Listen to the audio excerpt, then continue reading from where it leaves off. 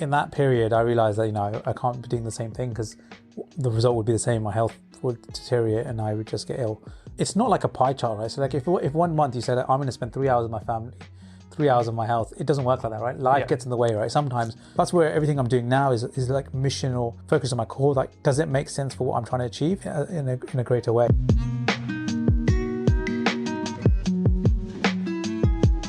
Welcome to the Mindful Dream podcast, where we help you to not lose sight of what's really important while chasing your dreams. Today's guest is Imran. He's the founder of The Money Cog. It's a website that aims to break down complex financial information to easy to digest data. The aim is to make it easy for anybody to start investing without a huge amount of prior experience. The Money Cog aims to make everybody take on a long-term, sustainable mindset. In his day job, Imran helps manage an investment management company with clients who have over 100 million in assets across the different portfolios. This was an in-person interview, and Imran had an interesting story about his journey the day before. I hope you enjoy today's conversation. Welcome, Imran. It's great to have you here. Nice to be here. So how me and Imran know each other is, if you've listened to one of my earlier episodes with Raj, it was actually just a pure coincidence that he happened to be in the office at the same time. Then Raj made the introduction, and what Imran's doing is very similar to what I'm doing in some ways. Yeah, no, definitely. It was good. I think we just clicked straight away, and I didn't realize that actually I was already reading some of your stuff on Medium, and then I'd bookmarked it, and I thought, that's quite funny. Small world. Yeah, it was funny because he was showing me, he's like, here's like my homepage. Like, that's me. Yeah, it's such a small world. I didn't realize that. And actually, one of my favorite articles that I always go back to, because all the business books that you want to read and make sure you're on top of. But one of the things I always ask people at the beginning is, what's some advice you disagree with? So you mentioned that you liked one of my articles, but is there anything else you read or you hear a lot that you disagree with? So I know there's that cliche that money doesn't grow in trees. Mm-hmm. So I'm of the opposite view. So I think money does grow in trees, and I think this is where what you're doing essentially is you're planting those trees, right? You're nourishing them and you're watering them. So every time you come up with the whole idea of passive income, you continue to water those different businesses, right? So if you're a business owner, or like yourself, you're a writer, right? You might be making passive income from old Medium articles, but unless you continue to write or update your things, those tend to go down, right? Because you're not watering that plant, you're not looking after that business. Same with if you're a business owner, you start a business and you might take your hands off it. At the end of the day, if you leave your employees to run it and you're not involved with it, it just goes south very, very quickly, right? So you've always, this concept of passive income or making money when you sleep doesn't last forever.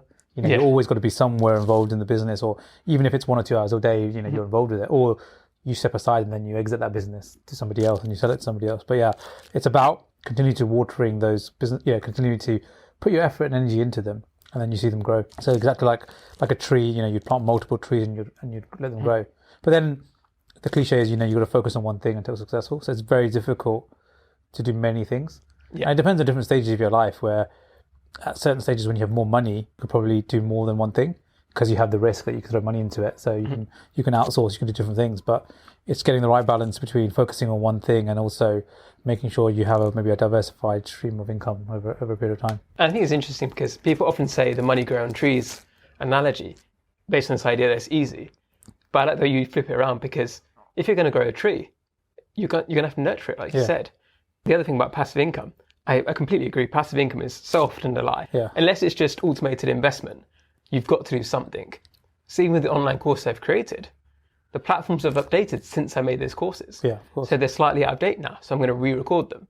Just the world we live in today, right? Things are moving so fast. And sometimes, when we're talking about investments, something could be really good for now. But then after a year or two, actually, it might, the stock market might say that this is worth a lot more and you might want to sell and go into something else, because just the way the world is, things are moving so fast at a very, very rapid pace that new things come, new opportunities come.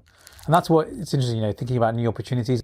Growing up, your career you might have wanted to do one thing in your career, right? But now I think things are moving so fast, new industries are being created, that you probably have multiple careers in one lifetime. There's many people that I speak to as well who are academics and they've gone into entrepreneurship because they've discovered something in their field that they want to now commercialize. So everyone's got a different path and journey to sort of lead, and I think that's where you can't be so fixated on one thing in today's world. I think you lose the bigger picture. Yeah, and it's with me, right? The different things that are happening, and like you said, watering multiple trees. That's happening because I've been given the space to experiment, and it's not as scary as you might think. Before I quit my job, I used to think people who did that are so brave. It's just the mental block we give ourselves sometimes that we can't do it. That's what other people do. And I think, and that's want to dig into an interesting point, which is a book I read a long time ago by a guy called Manish Pambrai called The Dalio Investor. And what he talks about is kind of people take zero risk but high rewards. Meaning, if you look at Richard Branson when he started the sort of Virgin Airlines, then actually the lease payments were at the end of the month, but he could passengers at the beginning. So from a cash flow perspective, there was zero risk. Another example is I listened to Bill Gates, I think a year or two back, and he said, well, actually there wasn't any risk for starting Microsoft because Harvard would accept me again. They said that, right? If it failed, he would just go back to Harvard and complete his degree. So that's where people forget that actually it's about calculated risks and doing things the right way. And same with you, right? You did writing whilst you were probably still in your career, and then you decided to branch off, right? I think it's also how you perceive failure. People were like, this has to work out because otherwise everybody will judge me. Everybody will think I'm a failure. So most people won't care. Most people will be fine. They won't judge you for it. They won't say, oh, they've failed. Whereas now it's a bit more difficult because now I have to assess it because I've got the editor mindset. Not a big fan of following your passion because you don't really know what you're truly passionate about until you do it for a period of time. Yeah. You don't know that you're going to be passionate about writing until you do it. You might say, oh, I've done writing in the past and I might enjoy it, but doing it every single day and all that's involved in it, like coming up with the idea, then editing it, the process, you might find actually quite painful. So, you don't know until you start doing it. And I think passion comes when you're doing it and you enjoy the results. And then it's the results, isn't it, that gives you the fuel to continue doing it. Yeah, and on that point is, with the pod, for example, is that I think if you turn your hobby into a career, you should replace the hobby as well. You should still have a hobby. It changes the perception of it in your life. And it's okay to then be like, okay, I'm going to have a new hobby, something I just do for fun completely. And that helps keep that balance again. For me, like, I was always, I love tennis. I played tennis for a long time. But the minute you take that and you become very serious with it, you can lose the fun in it because you're trying to then reach very structured goals, and that's where then that becomes very uncomfortable because you're not hitting those goals, and then you're like, oh, why am I not? And then you lose the fun in it because you're not just enjoying being there and not having to think too much about a set goal. So you've got to balance the thing from a hobby to then trying to make a career out of it or doing something. I definitely agree with that. Is there any point in the past that you've kind of struggled with finding that balance? Yeah, so I think we talked a lot about, we were talking about growing these trees and multiple trees. So I think one point in my life where I was a volunteer, one of the organisers for a big sort of conference in London where over 800 people came, parliamentarians, academics, mayors, and I was one of the organisers. And, we were working early hours in the morning and I wasn't looking after my health at that point. So I wasn't eating for, I think, a number of days, or I hadn't eaten in a while and I had fallen ill. And then the day of the event, I just collapsed in front of everyone and, massive thunder on the conference floor. And then, people saw me and I sort of fell on the back of my head. Now, thank God I didn't have any massive injuries or brain injuries, but it was quite a scary and surreal sort of moment for me, realizing that actually I'm just doing too many things. And no matter how much that I always thought that's fine and that's what success is because you're young, you can do it, you can afford to. Actually, no, because all it takes is one incident like that could change your life.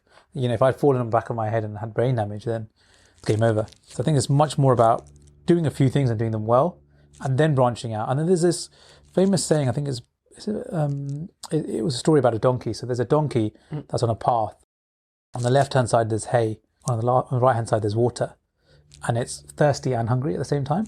Yeah. And then it doesn't make a decision. And then it dies. Now, the moral of the story is, well, it could have had the water first and then the hay. And the whole point is that you don't have to do everything in one go in life. You can do something first and then do something else, right? It's this whole idea that, I want to do this and I want to do that and I want to do this because the world we live in, everything is about, you want to achieve so much in such a short period of time. No, just do that one thing. And if you're successful in that, then you can do something else. Because whatever you're doing, there's going to be problems and issues that will need your energy and time. And if you're not focusing on that, you won't solve those problems and then you'll give up and then you'll move into something else and you'll move into something else. Whereas if you focus on a few, you can give those things the energy that it deserves. And then you can move on from there, right? Because like I said, nothing sort of lasts forever, right? And you might no longer want to be associated with that. You might have different interests. Right? Yeah. And that happens all the time. You look at CEOs or the most successful people like Elon Musk. Left PayPal. He didn't go and become a chairman of another business or stay in that. He said, no, I want to solve the electric car problem. I want to now look at space. He's got these big ideas, so he's focusing on that now. So you're not always tied to a certain profession, are you? You can reinvent yourself constantly. But yeah, you've got to do one thing at a time first. Like if he had left PayPal and just said, oh, it's not really working, let's do something else, he would have never got anywhere, right? One thing you brought up then, you kind of mentioned it maybe without meaning to, is this idea of if-then plans. So I use that quite a lot in my life where it's saying, if I get to this goal, then I'm going to start this. So for example, with the podcast, it was like, if I get to X amount of followers on Medium, that's when I'm going to start the podcast. And with the podcast, like once I get to however many episodes, then I'm going to start a YouTube channel with more other stuff, because I don't want to do them all at the same time. So I'm letting each kind of new goal have a little time where it's my focus. Once it's embedded, once I've got the time down and once I'm more efficient, that's when I add more things again. Yeah, no, that makes sense. And I think I've started to incorporate that as well, is where I think that sometimes the problem is when you're reading too much or you're getting exposed to so much information, you sometimes think, oh, I need to be doing that, when actually just need to focus on the next step, because you can't get there until you have a certain level of, let's say, followers or engagement, or a certain, for example, we're looking at a business now where one of the businesses that we're working on is a premium sort of, you could say, stock recommendation service. Now the thing is, until the product is there, there's no point doing any marketing. So we were just focused the last 6-7 months was writing good content and premium content for the product, till we felt that we've got enough content out there to then start market it to the masses. And now we're at that position, and now we're thinking, okay, how do we market? And then that's another problem. But you don't want to be thinking about that right at the beginning, because there's no product. And without a good product, then you're just, there's nothing there. So it's like one step at a time. It's like, you were saying with yourself, like now you've built a reputation and a brand around your content. People can buy into the podcast. Once they buy into that, then it gives you some opportunities on YouTube. So video is a medium which you might not be able to do as much with writing, right? Where video can give you more variety. But again, it's all consistent with that, who you are and your brand, and staying core to yourself. And I think that's where sometimes I think people go wrong, is figuring out what's core to you and your beliefs, and then doing things around that sometimes link. And I think Charlie Munger says this about the lattice. I think it's a lattice framework of things, where it's like you build on top of things, you build knowledge on top of things, and that's how you get sort of knowledge, because things link to each other, and having an understanding of the world, having understanding of let's say legal things as well, all works. Like I'm sure right? Certain things you can't write about because you could get sued. Yeah. Well, one thing you mentioned there as well, I think a lot of people focus on the marketing first, because maybe that's most exciting to me. It's like, I want to get people to follow me, I want to do this. But like, it's actually good to do things in quiet at the beginning. So I didn't think I told people in my life about my writing until maybe 6 months or so in, when they'd already had about 500,000 views. And what they did, it allowed me to grow without the pressure of knowing everybody was watching me. And it's a much better way to do it, because if you do it in that way, and what you're doing with your website, is that you go through all of the problems, you learn, you test them out of a smaller number of people. Then once you've pleased those small number of people, they're happy with it, you know that you've got a good product, then you can push it out. Going back to when you collapsed, what was the initial change? Did you change your mindset pretty quickly after that, or did it take a little bit of time and kind of fighting yourself? And I know, for example, you might have wanted to carry on, but then people around you are like, no, you've got to rest. I think human beings don't like change. If you read the book Principles by Ray Dalio, he goes, pain plus reflection equals progress. So I went through pain to progress, right? And I reflected as well. So in that period, I realized that, I can't be doing the same thing, because the result would be the same. My health would deteriorate and I would just get ill. So I just withdrew from that voluntary role to an extent where I started to delegate some of my work and then teach people what I was doing. Slowly, sort of moved away from it just because I didn't have that time commitment. And then, you have that influence from your loved ones where they say, well, you can't do that. You're getting ill. So you get that reality check. But I think until you go into a painful process yourself, you don't change. That's just the reality, isn't it? It's very hard to change something unless you go through some sort of form of pain. Even if somebody tells you something, you find it maybe difficult to change. But until you've gone through a painful experience, then you realize, okay, I need to change. So it's very difficult. I think there's very few people I've met. I don't know if you've met many people in your life where they can just change very easily. Yeah. It's not easy, I think. And as you get older, it's probably harder to do that. You get set in your way, and then it's difficult. But I think it's just being reflective. I think that's where you can be not self-critical, but you can always reassess yourself and be self-critical, or ask people their opinions of you, which will help you make certain changes in your life which you don't quite realize, which might be beneficial. But it's never easy, I think, to make a change. Yeah, I think sometimes it's just having that moment of reflection, being like, you can look at your different goals in different areas of your life, let's say health, relationships, family, and you judge yourself and say, like, where am I in this? Is my health at the level I want it to be or not? And sometimes having to write that down, or having to say out loud to somebody, have a discussion about it, having to verbalize that kind of hits home a bit, because you've got to deal with that in some way. Yeah, and you mentioned so many different things like health, your family, your relationships. I think it's not like a pie chart, right? So like if 1 month you said, I'm going to spend 3 hours with my family, 3 hours of my health, it doesn't work like that, right? Life gets in the way, right? Sometimes a loved one is sick, then you've got to spend more time, right? And you sort of readjust that pie chart. But it's more about always having that balance of sometimes some things need more time than others. Like sometimes 1 month you might be so busy with work and it requires you to give that energy and time. So you give more time to work. But it's always that pie chart of, as long as you're giving some amounts to everything, then that's okay.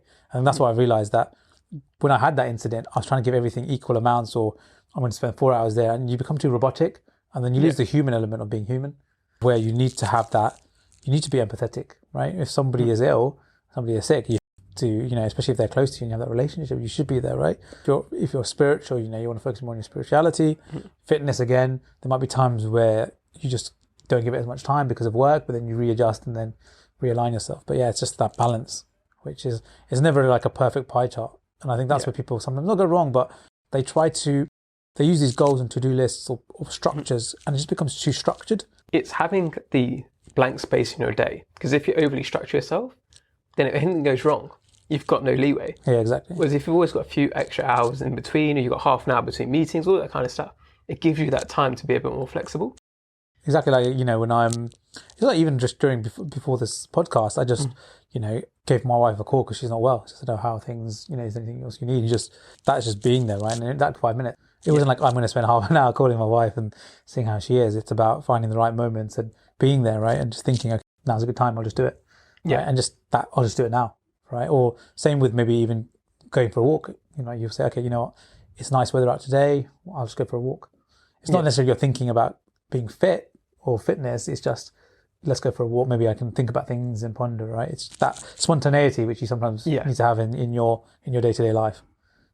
And probably I'm sure with you and how you came up with writing, it probably wasn't a structured thinking, I'm going to start a Medium, I'm going to start writing a Medium now, right? It probably was quite spontaneous. You thought, I've been reading a lot of interesting things and I think this is an interesting thing, and actually I quite enjoy writing. Yeah, it was just a New Year's resolution. I was like, I'm going to try it out and see what happens. I didn't think it would probably last very long. And then it just went from there. But I think I didn't start with a huge structured plan of, I'm going to do this many articles a week, I'm going to do this long, they're going to be this many words, which I think some people do. And it kind of sucks all the fun out of it right at the beginning. Exactly. And then you don't have longevity in that. I mean, sometimes you might have to create that structure now, which is maybe once it becomes your bread and butter and you need to make sort of money out of it, then you probably have to have some structure, right? Where you say, okay, I need to have X amount of articles because I know roughly an article will give me this much in terms of revenue and etc. But that comes later on, right? Not straight away. Hi everyone, I hope you're enjoying the episode so far. I want to take a quick break to ask you to check in on yourself. There's many people struggling with balance, and there's nothing to be ashamed about. The tips that my guests and I share can hopefully help you along the way. But if you already feel overwhelmed or burnt out, it's probably best that you ask somebody for help too. For some, this might be a friend or family member, but others might feel like they have nobody they can talk to. If you're one of these people, check out the link in the show notes. It's for United for Global Mental Health. They've got helplines all across the world with people willing to listen on the other side. It's important to let somebody know how you're feeling. Now, back to the show. So, what's one area you're currently struggling with your balance in life? So I got married recently, so it's been great, but it's just managing and balancing sort of that life with, all the other things you're trying to work for, because I'm, quite ambitious with the sort of business stuff I talked about with the stock recommendation. And then, my fitness has maybe suffered a bit because I've been, going to a lot of sort of meals and stuff since I'm married, and probably from an Asian background, right? A lot of family members invite you, and then, you just eat terribly. And you put on a lot of weight. I think I put on sort of 6-7 kg, and I've been told, you need to lose some weight. So, just got to balance it all. But then again, it's like routine. So you've got to recreate your routine now, right? And that's what I'm not struggling with. I'm enjoying it. And I'm just thinking, okay, how does this work? And okay, actually wake up early and then do it, because the evenings get taken up, just you want to spend time together. So in the mornings, early mornings, that's when I can get some of the other stuff done and reading. So it's just readjusting yourself, isn't it? Realigning. But it's just that reflection of, we talked about earlier, which is reflect and then realign what's important and what's not. And certain periods that will require more time, right? So earlier on, maybe now it's just like, it might require less, more time, spending time together, and then it's less time maybe on my fitness, and my fitness can be from 5 days a week to 3 days a week. I'm not trying to do an enormous amount, but it's just reducing that. If you can create this kind of balance where okay, this is what's important to me, and you don't let other people step over your boundaries. Because it could be you want to have a snack every now and again. You want to have a treat when you go out. And so you're better during the week, and then you have the treats when you're out with people, and that's the balance that you have. Whereas if you know that it's been a bad week for you and you had a bit too much and you don't feel too great, then being able to say no is a really important social skill. And also doing it in a way is keeping people comfortable with you, right? And and I think saying no is something I struggled with before, but I've become better at it, because part of it was that incident where we talked about before when I sort of fell and hit my head, where it was like, if you don't say no to things, you will eventually, you'll suffer the pains. And people don't, everybody is, I'm not saying everybody is selfish, but everybody is obviously doing things from their own perspective, right? And people are not reading your article because, you've written it. It's because they're going to get something out of it, right?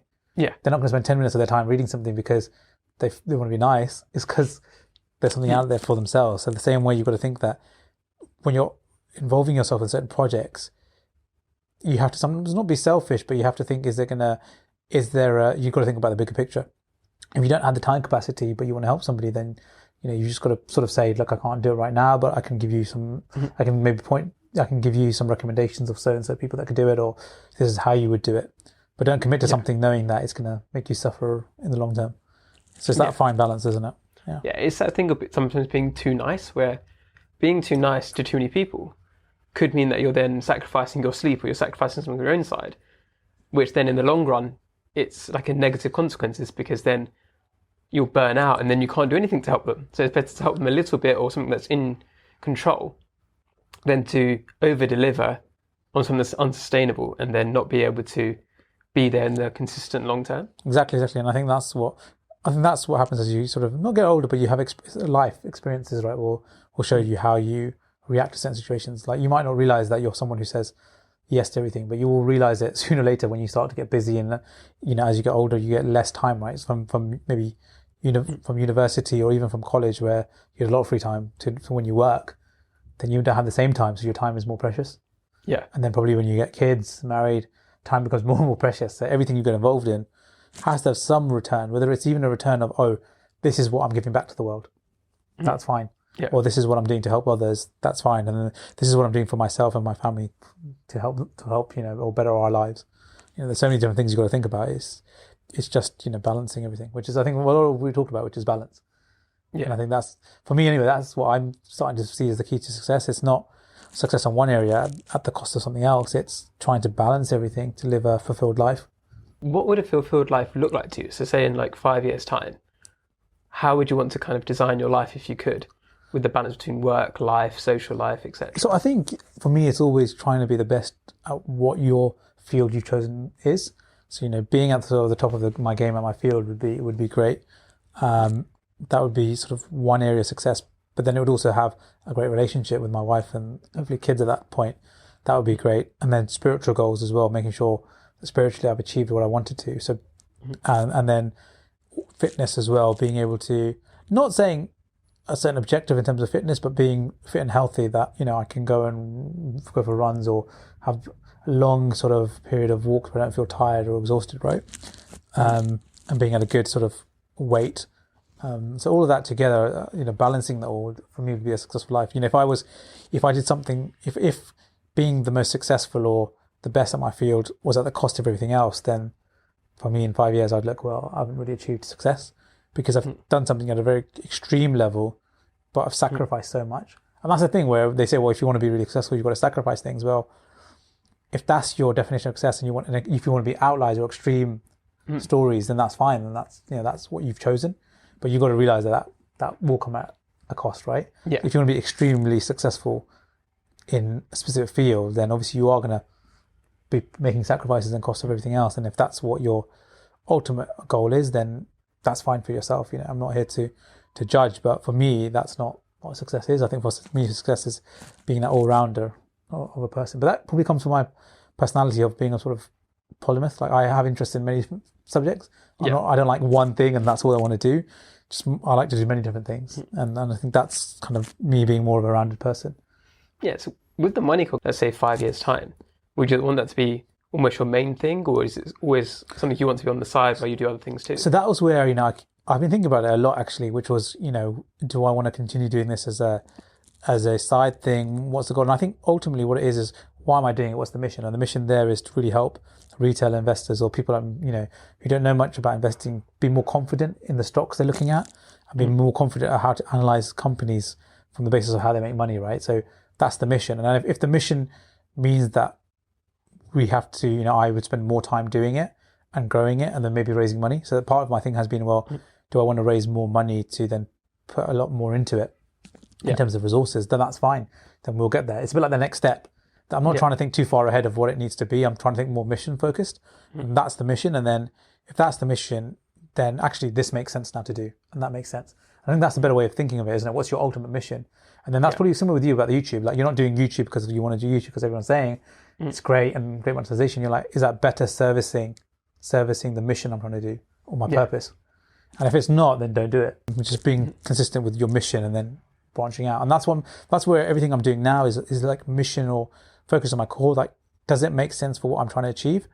Even when it's working with other people on other projects, is it servicing what I'm trying to achieve in a greater way? And then I'll get involved. Otherwise I won't, because it's too conflicting with what I'm trying to do. And then because it's conflicting, I'm not going to have success in it because it's taking me there and I'm trying to go here in something else. It's just never going to work, is it? I think what I'm doing at the moment is a bit of that experimentation because what I found with the writing, I didn't plan for that to be my mission. But then because it's worked out that way, then I want to give other things experiments as well and see if that's the thing that really kind of lights me up. For example, the YouTube.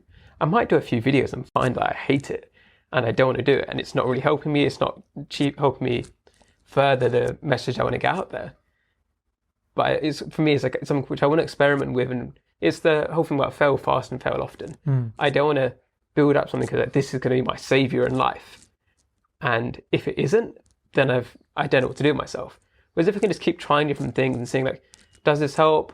No, yes, okay. And then, like I said, reflecting on that and going from there. That's an interesting point you mentioned. Is this going to be the thing that I'm going to focus on? And then you put too much energy into that and then you realize that actually it's not going anywhere. And that's where you've got to fail fast. The concept, even with the Money Cog, we started it off actually with just premium. And then I said, well, actually, we should be giving blogs and building relationships with our audience so they can see content. And then those who want to know a bit more, they can have the premium. And that was the way it started. And it's like now then we're thinking, okay, how do we sort of branch out and do things? And we're looking at YouTube as well. But it's for me with the YouTube, it's okay, we're doing YouTube, but how do we do YouTube videos? Like there's so much. Is it just talking about stocks, or is it going to be talking about companies in a way where you're giving them a history? But there's so many different ways you can take it that you've got to think about it a bit more and then go full at it and then see, like you say, see how it goes. And it might not work out. You might feel actually it doesn't really work, but YouTube in itself is providing us other opportunities. And then as long as it's servicing that mission, then you can figure out where you want to go. It's about the identity side of things as well, where I know what my kind of overall ideas are, and how I give those ideas to the world isn't as important necessarily as the ideas themselves. And I think that's a mistake some people make, is that they focus on the platform rather than what are my ideas, and the platform is just a way to get it out there. Exactly. It's like suddenly if I saw like Amberzit talking about fintech or PayPal, then I'd be like, okay, that's interesting because that doesn't seem consistent with what he was. You've got to be consistent, like you said, right, with your identity and what you're trying to do. And then people quickly work on, okay, this person is just trying to do things for clickbait or something like that, or he's not showing any consistency or clarity. So I've read a lot of productivity books and mindset books, but what I found was that what people forget is you've got to be human first. There's nothing wrong with doing lots and lots of different things and having different interests, because eventually those two things connect, right? It's not about, you might have one interest in, I don't know, let's say something completely different to what you're doing as a career, but eventually those two will connect, right? Like Elon Musk, for example, he loved fantasy books, I think it was when he was a kid, and then suddenly he did PayPal, there wasn't a connection, but now he's doing SpaceX, and you can see the connection, and you can see he thinks with big, audacious ideas, and that comes from probably his youth and thinking big. So there's nothing wrong with having too many different interests, and as long as it's, I know it's contradictory to what I said earlier, but it's more about as long as you're balancing everything, right? As long as you're giving everything time, right? You can have multiple different interests. You just don't let it override each other, or say let it conflict with your time. You're giving each thing the necessary time. And even when you said there about being contradictory, it's part of being human, right? It's that you can have ideas that don't necessarily fit together perfectly. because the overall idea and how you balance out the competing interests, that can still make sense. So you can think, okay, yeah, things are going to be related to my mission, but it doesn't mean you're not allowed to break that rule sometimes. You're not allowed to have exceptions. Human beings are more emotional, we're not logical, are we? If we're so logical, then everything is so predictable about what we're going to do. Yeah. But it's because we're emotionally driven that's what probably creates opportunities for us and creates, creates disasters as well in the same way. But because we're emotionally driven, that's what being human is. And you want to have for me, it's like you want to have the human experience. You don't want to have a robotic experience of your life. You want to be human and enjoy all of it. Like people say, oh, I always want to be happy. Yeah. I'm like, yeah, but what happens if a loved one dies? Do you want to be happy at that moment? No, you want to have sadness. You want to have grief. Go through that experience of, you know what, that person meant a lot to me, and you wouldn't feel sad for that moment. And that's being human, isn't it? Yeah. So it's not about being happy all the time. It's about being fulfilled and having the whole human experience. And that's why balance is so important, right? Because you want to have that experience of, okay, I want to have that experience of, I want to climb Kilimanjaro. Like I want to have that experience. I want to then also go out and, have a good time with my friends. Or I also want to, go out and work very, very hard and spend long hours maybe working on something that's meaningful. All of those are part of being human. Yeah. Yeah, and it's exactly said where you can't make life perfect. It's about how do you find the different bits of your day and try and find joy in each of those. So it's not about I have to I think sometimes people have this idea, isn't it, that you have to make sacrifices, there's no pain, no gain. But why? Why do you have to make sacrifices? Why can't you choose to have a bit more balance where you maybe don't achieve as much in certain areas of your life, but then you've got, like you said, where you're trying to be the best in your field. But would it not be better to not be the best in your field, but then have a happy marriage and happy... For example, but I think the reason is you can sacrifice something I can't because it doesn't mean anything to you, right? That's the reason people don't understand. Where people who have extreme success, it's probably because the other areas of their life aren't meaningful for them. The idea of having, going to the gym and being healthy and fit is probably not that meaningful for them. For them, is actually I want to have extreme success here. That's just the nature of their personality, so they can make those sacrifices, whereas others can't because they want to have more of a fulfilled, more of a balanced approach. But you mentioned a point about being grateful, essentially, right? Having joy. I remember an incident, I think last week when I first came back in the office after being in the pandemic. I thought I'd come to London, go to the office. Off the train, someone dropped beer all over my trousers and coat, and it was a long train journey, and I just thought, wow, I just laughed. I thought, what a day, right? Coming back and this is what happens. Because I was so grateful for, the fact that I was able to come, right? With the pandemic, we weren't able to go out. But, because of the vaccinations, because of the programs of the lockdowns, we're able to get back now to some sort of normality. So I was just grateful for that. That incident was just funny because, otherwise I'd be stuck at home, right? So you just got to have great gratitude in every day that you're alive and things are, you're at least healthy, right? To an extent, because there's always someone worse off than you in some way. It's been great to talk to you, Imran. Where can the listeners hear more from you? So on the Money Cog as well, we mentioned where I'm writing as well, and I'm starting to write a bit more Medium as well. So I'll be writing a bit more and committing to Medium on that, and YouTube as well with the Money Cog at some point in the future. My final question is normally, what was one thing that brings you joy recently? But I think you've just kind of mentioned that with your beer incident, and I think it's one of the most important skills you can have in life is being able to laugh when things go wrong, especially when they're not that catastrophic, right? Like having beer on your trousers, who cares? Exactly. You can wash them, the next day you'll be fine. Exactly, yeah. And then these things are just small things in the world of life, right? You've got to have the bigger picture in mind, and there's greater stresses in your life, right? You just got to be grateful each day. That's why I am.